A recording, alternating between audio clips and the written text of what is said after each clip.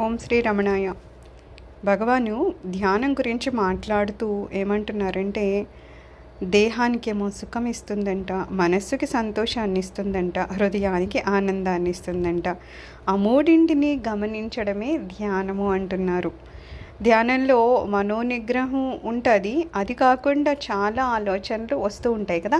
చాలా ఆలోచనలు వస్తాయి, కానీ తర్వాత సాధన ఎలా చేస్తామంటే, ఆ వచ్చే ఆలోచనల మూలం పట్టుకోవడానికి మనం ప్రయత్నిస్తూ ఆఖరికి ఆలోచన రహితమైన ఒక స్థితికి మనం వెళ్తాం అనమాట. ఒక భక్తుడు భగవాన్ని ఇలా అడుగుతున్నారంట, ఇంద్రియాల ద్వారా కాకుండా మనసులో జరిగేదే ధ్యానం అయితే ఇంకా దేని మీద మనం ధ్యానం చేయాలి అని. మనం ఏమని అడగాలంట, ఈ ధ్యానిస్తుంది ఎవరు అని ప్రశ్నించుకోవాలంట. అప్పుడు మనం మూలాన్ని పట్టుకుంటాం అనమాట. ఎవరు అని మనం వెతుక్కుంటూ వెళ్తాం లోపలికి. అప్పుడు ఏమంటున్నారు, ఇంకా ధ్యానము చేయాల్సిన అవసరము పర్టికులర్గా ఏమన్నా ఉంటుందంటే ఏమీ ఉండదు అంటున్నారు. ఆ ప్రశ్న వేసుకునే కొద్దీ మనం ఒక ధ్యానిగా ఉండిపోతాం అనమాట. ధ్యానించేది ఎవరు అనే ప్రశ్న మనల్ని మనం వేసుకోవాలట. భగవాన్ రమణులంట ఎప్పుడూ ఆయన సహజ స్థితిలో ఉండేవారు. అంటే అమితమైన ఆత్మానందానుభవంలో స్థితప్రజ్ఞులుగా ఉంటూ ఉండేవారు అన్నమాట. మన సహజ స్థితి ఏంటి? సత్యచిత్ ఆనందం కదా. ఆ ఆనంద స్థితిలో ఆయన ఎప్పుడూ రమిస్తూ ఉండేవారు. ఆయన భాషణలకట ఆయన నిశ్చలమైన మనస్సే మూలం అంటున్నారు. ఏదైనా మనసును బట్టే ఆ భాషణ ఎదుటి వాళ్ళని ఆకర్షిస్తుంది. ఎవరైతే నిర్మలంగా ఉంటారో, ఎవరైతే ఒక స్థితప్రజ్ఞతను కలిగి ఉంటారో వారి భాషలు ఎవరినైనా చాలా ఈజీగా ఆకర్షిస్తాయి. అలాగా స్వామివారు ఒక భాషణకి జనాలు ఆకర్షించబడుతున్నారు అంటే నిజంగా ఒక రీజన్ ఉందంటే అదేమంటున్నారు, ఆయన యొక్క నిశ్చలమైన మనస్సు అంటున్నారు. ఆయన ఆధ్యాత్మికానికి సంబంధించిన ఏమైనా ఉపదేశాలు ఇస్తే అవి ఏమిటో జనాలకు అర్థం కాకుండా చాలా సహజంగా, చాలా సామాన్యంగా, సూటిగాను ఉండేవంట. జనాలకి అర్థమయ్యే రకంగా అనమాట. అందరి ఆలోచన శక్తి, మనోశక్తి ఒకలా ఉండదు కదా. సో దాన్ని బట్టి ఆయన దానికి ఎలా రిలేటెడ్గా ఆన్సర్ ఇవ్వాలో అలా ఇస్తూ ఉండేవారంట. అందరికీ ప్రవేశం ఉంటుందన్నమాట. ఎవరైనా ఎప్పుడైనా సరే ఆ ఇంటికి వెళ్ళొచ్చట, రావచ్చట.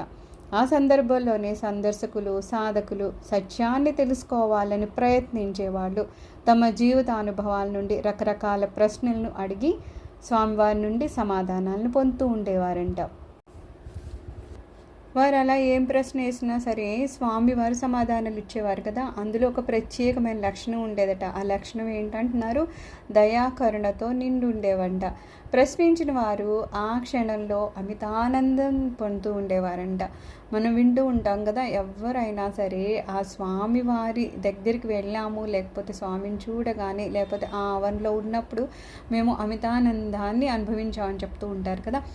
ఈ బుక్ మనము ధ్యానం అనే బుక్ని చదువుతున్నాం. ఆ ధ్యానం అనే పుస్తకంలో ఈ ప్రశ్నోత్తరాలు ఉన్నాయన్నమాట. మామూలుగా అయితే ధ్యానం అనే దానికి 2 అర్థాలు ఉన్నాయంట. ఒకటి సాధారణంగా ఇప్పుడు మనం అనుకుంటాం కదా ధ్యానంలో ఉండడం అనేది. రెండోది ఏంటంట, రమణుని ఆత్మవిచారణ మార్గం అంట. మన సహజ స్థితి ఏంటో తెలుసుకోవడానికి ఆ రమణ మహర్షి గారి ఈ ఆత్మవిచారణ మార్గం మనకు తోడ్పడుతుంది అన్నమాట. ఎవరైతే ఆయన చెప్పిన విధంగా ఆ సాధ్యస్థితిని కనుక తెలుసుకుంటారో వాళ్ళంట ఒక సూర్యుడు వెలిగిపోయినట్టు వెలిగిపోతారంట. అంతా ప్రభావం చేయగలిగే విధంగా ఉంటారనమాట వాళ్ళు.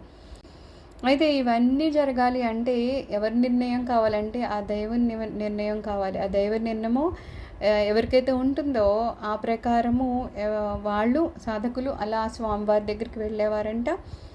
ఆయన చెప్పిన రకంగా వాళ్ళు ఆ ఆత్మస్థితిలోకి వెళ్ళి సచ్చిదానందాన్ని అనుభవంలోకి తెచ్చుకునేవారంట. ఏదో ఈ సమయంలో చెయ్యాలి, ఇంతసేపు చెయ్యాలి అనేది సాధారణమైన ధ్యానంలో ఉందంట.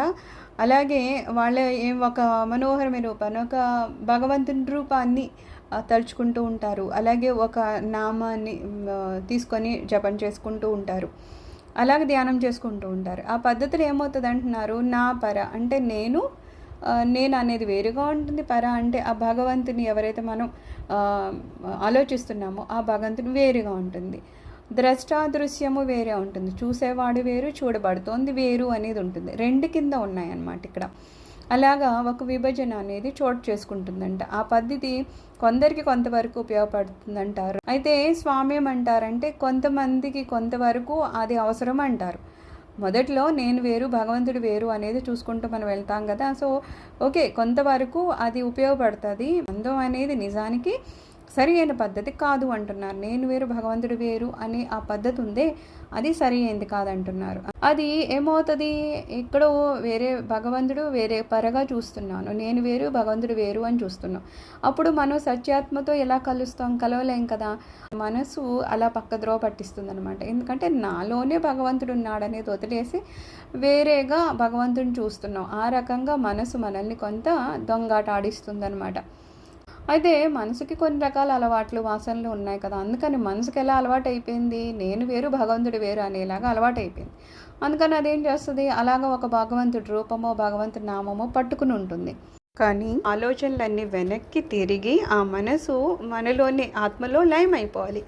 అప్పుడే మన నిజమైన స్థితి, సహజ స్థితి, సచ్చిత్ ఆనంద స్థితిని మనం కనుక్కోగలుగుతాం అనమాట. అందుకని ఏమంటున్నారు, ఇలాగ వెన్ని తిరిగి వెళ్ళే ఈ మార్గాన్ని ఆత్మవిచారణ అంటారనమాట. మార్గంలో వేరే వేరే ఎవరు ఉండరు. ఎవరు ఆలోచిస్తున్నారు, ఎవరు అన్వేషిస్తున్నారు, ఎవరు విచారిస్తున్నారంటే అది చేస్తుంది ఒక్క సాధకుడే. ఇందులో ఒకే ఒక్క అంశం ఉంది. ఏంటది? నా మూలం ఏంటో పట్టుకోవడం. ఏ ఆలోచన వచ్చిందో దాని మూలం ఏంటి, లేకపోతే నేను అనే ఆ మూలం ఏంటి, ఇది పట్టుకోవడం మాత్రమే ప్రధాన అంశం అయిపోతుంది. అలాగా తన మూలాన్ని పట్టుకుంటున్నప్పుడు మనిషి తన సహజ స్థితి వరకు వెళుతూ అక్కడ మహదానందాన్ని అనుభవిస్తూ ఉంటాడంట.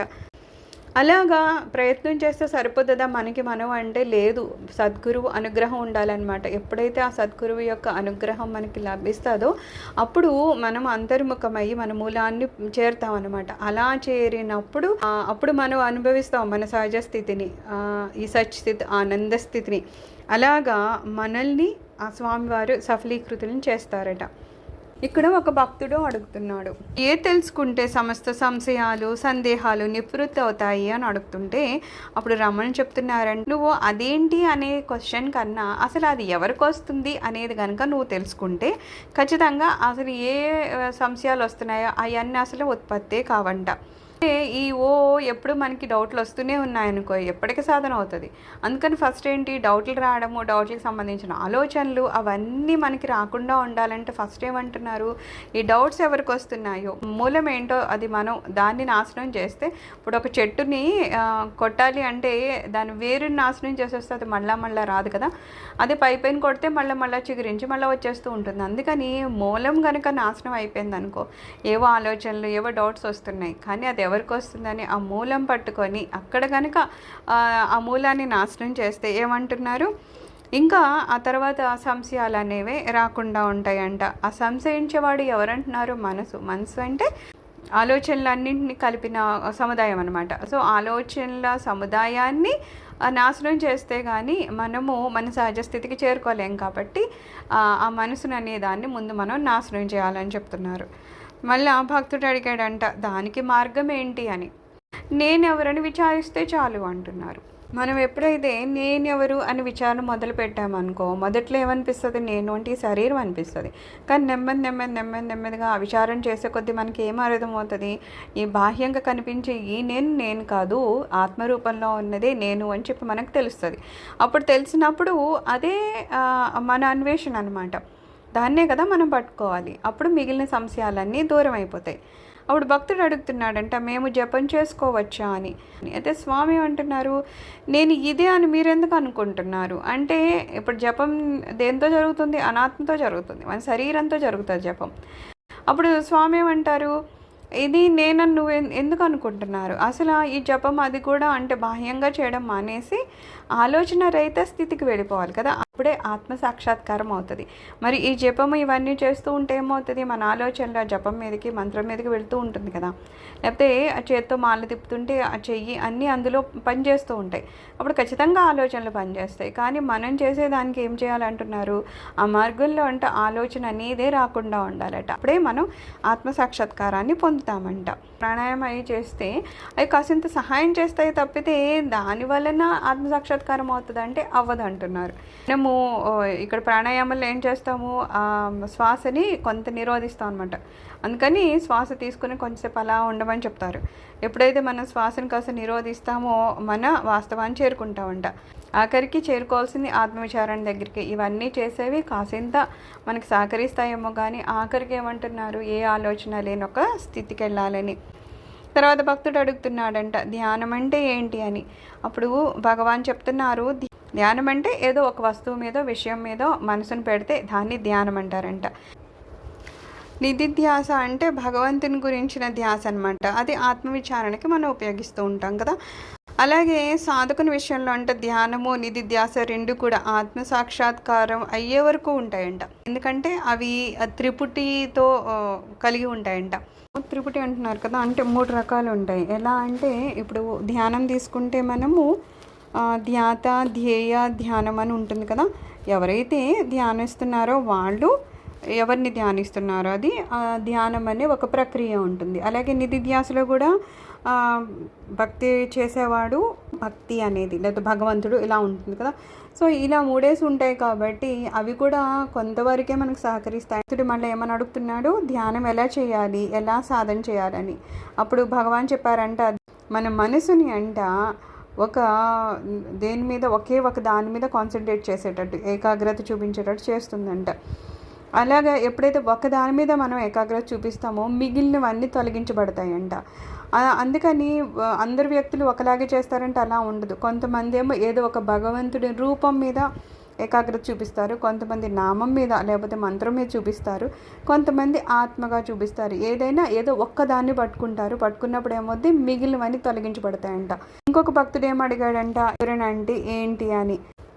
అప్పుడు రమణ భగవాన్ అన్నారంట, ఇప్పుడు భయము ఉద్రేకం అని కొంచెం డిఫరెంట్గా ఉంటుంది కదా. నార్మల్గా ఉన్నదానికన్నా ఉద్రేకం వచ్చిన భయం వేసిన మనం వేరే రకంగా ఫీల్ అవుతాం కదా. అలాగా ఒక ప్రత్యేకమైన కేంద్రంలో అలాంటి ఎమోషన్స్ అవుతాయంట. అవి అలాగా అనుభవానికి వస్తూ ఉంటాయంట. అందుకని అది ఒక భయం అనేవి ఎప్పుడు మనం భయంలోనూ ఉద్రేకంతోనూ ఉండం కదా. కొన్ని పర్టికులర్ టైమింగ్స్లో ఏదో సడన్గా జరగడమో ఇంకోటి మనం భయపడడం ఉద్రేకపడమో జరుగుతాయి. అవి కూడా ఎందుకంటున్నారు, మనకంటే ఏదో కొన్ని గత కారణాలు ముడిపడి ఉంటాయంట. ఏదో ఇంతకుముందు వాటి మీద ఏదో వేరే రకమైన అవగాహన ఉంది, అందుకని వాటిని చూసి భయపడడం ఉద్రేకపడడం జరుగుతూ ఉంటుంది. అది దేహంతో కూడి భ్రమలో ఉంటుంది కదా. అది దేహానికి సంబంధించింది, శరీరమే భయపడుతుంది కదా. అయినా సరే ఈ దేహంతో మన శరీరంతో కలిసి ఉన్న ఏదైతే ఆ భయానికి ఉద్రేకానికి లోన్ అవుతుందో అది మామూలుగా అయితే ఎప్పుడు ఒంటరిగా ఉంటుందంట, పవిత్రంగా ఉంటుందంట, పరిశుద్ధంగా ఉంటుందంటే దాన్ని ఏమంటున్నారు, ఆత్మ అంటున్నారు. అందుకని ఏమంటున్నారు, మనసుని ఆత్మ మీదే మనం కాన్సన్ట్రేట్ చేస్తే ఏకాగ్రత చూపిస్తే అప్పుడు అనుకోకుండా ఏదో ఒక సమయంలో ఆ స్ఫురణ అంటే ఏదైతే వర్ణించలేమో అలాంటి ఒక అనుభూతి మనకి జరుగుతుంది అనమాట. దాన్ని మనం ఆత్మ సాక్షాత్కారం అని అంటాం. ఎప్పుడైతే మనిషి తను ఏంటో తను తెలుసుకుంటాడో అప్పుడు ఇంతకుముందు ఏది జరిగినా అమ్మో నాకే జరిగిందని బాధపడడం లేకపోతే మహదానంద పడిపోవడం అహంకరించడం అన్నీ చేసేవాడు. ఎందుకంటే ఏం జరిగినా నా వల్ల జరుగుతుందని. కానీ ఎప్పుడైతే అతనికి కొంచెం జ్ఞానం వస్తుందో ఏమర్థమవుతుంది, ఇది ఏదో జరుగుతుందంటే నా వల్ల ఏమీ జరగడం లేదు, లేకపోతే ఏది ఉందో అది నన్ను అంటే నేను అనబడే నా ఆత్మనైతే అవి ప్రభావితం చేయవు. అందుకని ఏది జరిగినా శరీరంతో జరుగుతుంది. శరీరం అయితే నేను కాదు, ఇది ఎంతకాలం ఉంటుంది, ఉన్నంతకాలం ఉంటుంది, అది వెళ్ళిపోతుంది. సో నేను అనే దాన్ని మాత్రం అలా ఉండిపోతాను, ఒక ఆత్మగా ఉండిపోతాను. దానికి ఒక క్లారిటీ ఏమొస్తుందంటే, ఇప్పుడు ఒక సినిమా తెర ఉంది, తెర అయితే అలాగే ఉంటుంది, దాని మీద ఎన్ని రకాల బొమ్మలు వచ్చిపోతూ ఉంటాయి కదా. ఆ తెర మాత్రం ఏమన్నా చేంజ్ అవుతుందా, చేంజ్ అవ్వదు. అలాగా ఎప్పుడైతే ఇతనికి జ్ఞానం వస్తుందో ఏం అర్థమవుతుంది, అవన్నీ సినిమా చూసినట్టు జీవితంలో ఏమొచ్చినా చూస్తాడు. ఎవరైనా పొగిడినా ఓకే, ఎవరైనా తిట్టినా ఓకే. ఎందుకంటే ఇవన్నీ నాకు కాదు, నేను ఏ ఆత్మ అయితే ఉన్నానో దానికి వీటితో సంబంధం ఏం లేదు, అది ప్రభావితం కాదు, కేవలం శరీరానికే సంబంధం. శరీరం నేను కాదు, నేనున్న అదేమి శాశ్వతమైనదేమి కాదు. అందుకని ఇలాంటి జ్ఞానం ఎప్పుడైతే అతనికి తెలుస్తుందో, ఎప్పుడైతే ఆత్మవిచారం చేసుకుంటూ పోతాడో వీటి వలన ప్రభావితం అవ్వడం తగ్గిపోతుంది. నెమ్మదిగా తగ్గడం ఆ తర్వాత ఆలోచన రహిత స్థితికి వెళ్ళి ఆత్మసాక్షాత్కారాన్ని పొందుతాడనమాట. అయితే ఒక భక్తుడు అడుగుతున్నాడంట, విగ్రహారాధనలో నాకు నమ్మకం ఉంది, ఒకవేళ ఆ జ్ఞానం పొందడానికి అదేమైనా సహకరిస్తుందా అని. అప్పుడు స్వామి ఏం చెప్పారు, ఓకే విగ్రహారాధన చేయొచ్చు, అది మనోనిగ్రహం అనమాట. కనీసం మనసు అసలు ఏమీ లేదు ఎక్కడ అంటే ముందు ముందే అది ఒక రూపరహితమైనది తెలుసుకోమంటే అది తెలుసుకోలేదు. అందుకని ఒక ఏదో ఆకారం ఇస్తారనమాట. భగవంతుడు ఈ రూపంలో ఉన్నాడు అనుకుంటే మనసు అక్కడ నిలుస్తుంది. అలా మనసుని అక్కడ నిలబెట్టడం కోసము, ఏకాగ్రతను ఇంకా మనం దాని మీద చూపించడం కోసం అని చెప్పేసి మనము ఒక విగ్రహాన్ని పెట్టుకొని పూజించవచ్చు అని చెప్తున్నారు. అప్పుడేమవుతుంది, ఆలోచనలు ఒక మూర్తి మీదే వెళ్తుంది, మిగిలిన ఆలోచనల వైపు వెళ్ళదు. కాబట్టి అప్పుడైనా కాస్త ధ్యానంలోకి వెళ్తుంది. ఇప్పుడైతే మనం భగవంతుని పాదాలు పట్టుకున్న ఇంకే ఆలోచన లేదు, మనసు శుభ్రం అయిపోయింది. అప్పుడు ఏం ఆలోచించాలి, ఈ ధ్యానం ఎవరు చేస్తున్నారు అనేది ఆలోచించాలి. అప్పటి వరకు ధ్యానం ఎవరిని చేస్తున్నామో ఆలోచిస్తున్నాం, భగవంతుని మనం ధ్యానిస్తున్నాం ఆలోచిస్తున్నాం. ఎప్పుడైతే ఇంకా ఆలోచనలు ఏమీ లేవు, వేరే ఏమీ లేవు, నేను భగవంతుని పాదం పట్టినా సరే అసలు ఎవరు ధ్యానించే వాళ్ళు అని చెప్పి అనుకున్నప్పుడు ఏమవుతుంది, అటు వెళ్ళే మనం మళ్ళీ వెనక్కి వస్తాం. మనలో ఎవరున్నారు అనే చోటికి మనం వెళ్తూ ఉంటాం అనమాట. దానికి నేను అని సమాధానం వస్తుంది. వెనక్కి తిరిగి చూడగానే నేను అంటాం అనమాట. ఆ నేను ఎవరు అనేదే కదా, ఎవరు అదే ఆత్మ అనమాట. నాలో నేను అనేది చెప్తుందో అది ఆత్మ, నా మూలం అదే. ఆ విధంగా చివరికి ఆత్మ సాక్షాత్కారాన్ని మనం పొందుతామంట. విగ్రహం నుంచే మొదలెట్టిన ఆ తర్వాత మనం ఎవరో మనం తెలుసుకోవడానికి అది సహకరిస్తుందంట. ఒక భక్తుడు ఏం అడుగుతున్నాడంట, ఆత్మవిచారణ మార్గాన్ని అర్థం చేసుకోవడం చాలా కష్టము, జపము ధ్యానము మొదలైన స్థూల మార్గం చెప్తే కనుక దాన్ని సులభంగా గలుగుతాం కదా అని చెప్పేసి. ఇవి అప్పుడు స్వామి ఏమంటున్నారు, సరే నువ్వు జపమే చేయాలనుకుంటే ఏదో ఒక నామం పట్టుకొని ఒక మంత్రం చేయాలంటున్నావు కదా, ఈ మంత్రాన్ని చెప్పించంటున్నారు. ఏమని, నేనెవరు అని చెప్పించమంటున్నారు. అలా చెప్పిస్తానంటే అంతకన్నా ఉత్తమమైనది ఇంకొకటి ఏమి లేదని చెప్తున్నారు. ఎప్పుడు మనం అనుభవంలోకి ఏదో వస్తుంది, నేను వస్తుంది కదా. ఆ నేను అనేది మనకేం కొత్త కాదు, పుట్టిన దగ్గర నుంచి మనకు తెలిసిన మేబీ మొట్టమొదటి పదం కూడా నేనే అవుతుందేమో. చిన్న పిల్లలు కూడా నేను అనే మొదలెట్టం, ప్రతిదీ నాది నేను వండలు అయిపోయింది. సో అదే మనకు కొత్తగా ఉండదు. అంత అలవాటు పడిన వస్తువుని అది పట్టుకోవచ్చు కదా, మళ్ళీ కొత్తవి ఇంకోటి ఎందుకు నువ్వు వెళ్ళడము. అందుకని నేను ఎవరు అనేది ఆలోచిస్తూ ఉండంటున్నారు. అది ఏదో జపమో ధ్యానం ఏదో పట్టుకున్నాము, అవన్నీ మనకి తెలియనివి, మనకి కనిపించవో వినిపించవో అర్థం కావు, అవేవో ఎక్కడెక్కడో ఉన్నాయని అనుకుంటాము. ఇలాగ ఏదో అనే దానికన్నా ఎంచక్క నాలోనే ఉన్న నేను పట్టుకోవచ్చు కదా. నేను అనేది ఎప్పుడు నాకు అలవాటు అయిపోయిన పదము, నేను ఎప్పుడూ నా గురించి ఆలోచించుకుంటాను, నేను అనుకుంటాం. సో అలా తెలిసిన పదం గురించే మనం ఆలోచించి దాన్ని కనుక్కోవచ్చు కదా మూలాన్ని. తెలియని దాని వెంట ఎందుకు పడ్డామని స్వామివారు అడుగుతున్నారంట. సర్వం శ్రీ రమణ చరణారవిందార్పణమస్తు.